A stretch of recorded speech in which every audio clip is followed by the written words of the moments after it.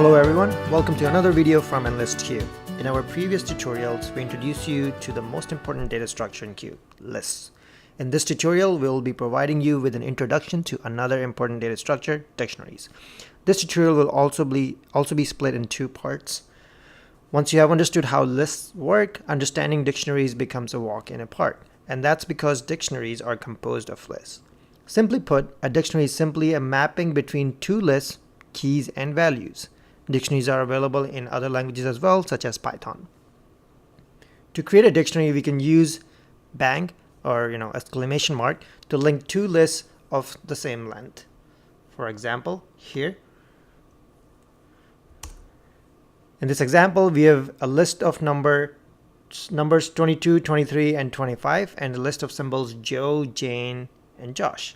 Using bang, we can create a dictionary out of these two lists. The list on the left of bang, so this one, contains the keys, and the list on the right contains the values. We can easily extract keys and values from a dictionary using the keywords, key and value. So, for example,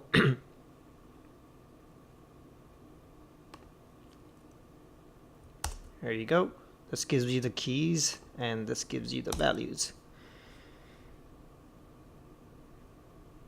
Note that the length of both lists must be the same or you would get a length error. So here, a slightly modified version where we have removed one of the keys but kept the value the same, so that now we only have two symbols in this list, whereas we have three integers here in this list.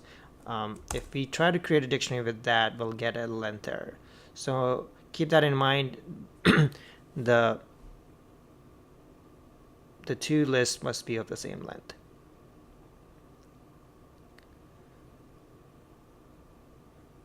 To create a dictionary with just one key and one value, you must convert them to lists first using a list. So here we want to create a dictionary with just one key, which is Josh, and then just one number as a value, 42. We have to make sure that both of them are lists, and then use the bang operator to create the dictionary. So there you go. Dictionaries are very similar to lists in the way we can operate on them. Lists are simplified versions of dictionaries where the keys are a range of numbers. For example, given a list of numbers such as 22, 23, and 25. Their keys or their index are simply 0, 1, and 2. This allows us to retrieve individual values from the list by calling their index. So for example, we have a list here, 22, 23, 25, and if you wanted to get the first value, we just use the index 0 to retrieve it. There you go.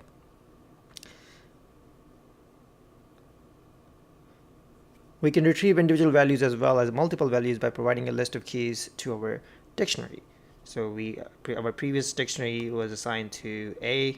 If we wanted to get the value associated with the key Jane, we just run this command here. If we wanted to get multiple values for multiple keys, we can do that as well. This is very similar to how lists work.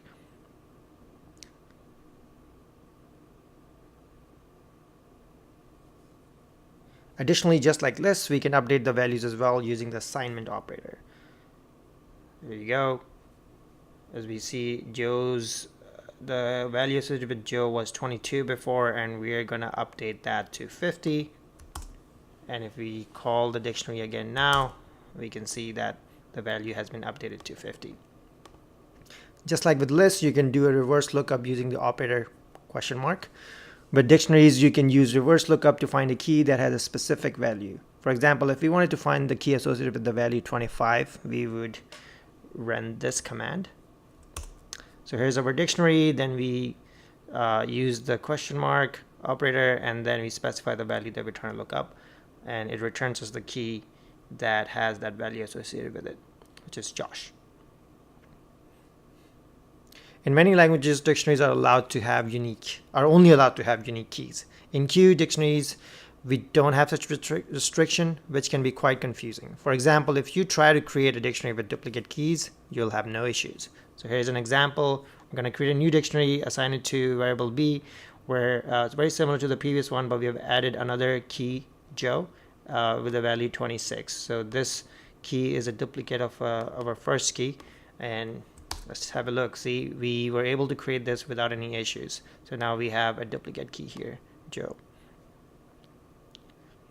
So how do we update values and lookup keys when we have duplicates? The rule is that only the first appearance would be considered if there are duplicates. For example, if we updated value associated with the key Joe, it would only update the first one. And if we tried to retrieve the value associated with the key Joe, it would only return the first one.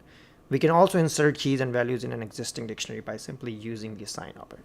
So let's take a look at some examples. So if we try to retrieve the value for Joe, it only returns the first one. If we try to update the value for Joe, it will also only return the first one.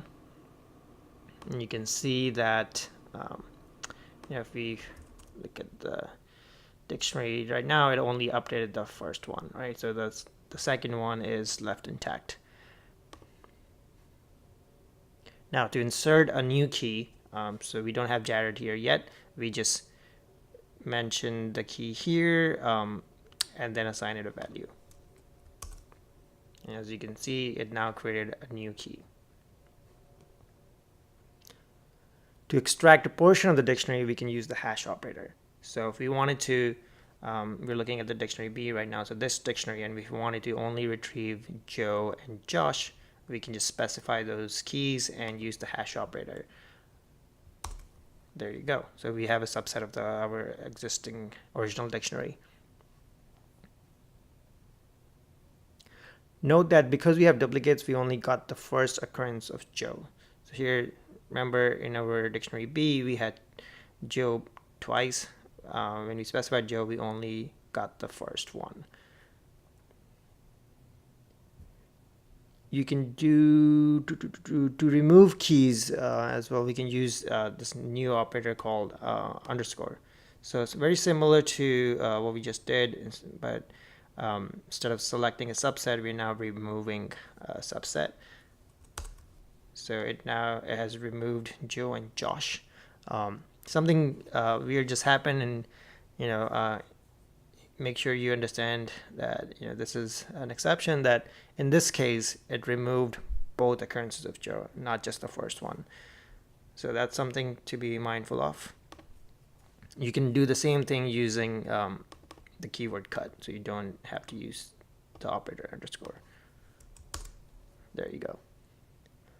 We'll wrap up this video at this point. In this part, you learned about what dictionaries are, how to create them, how to retrieve keys and values, how to add and remove entries, among other things.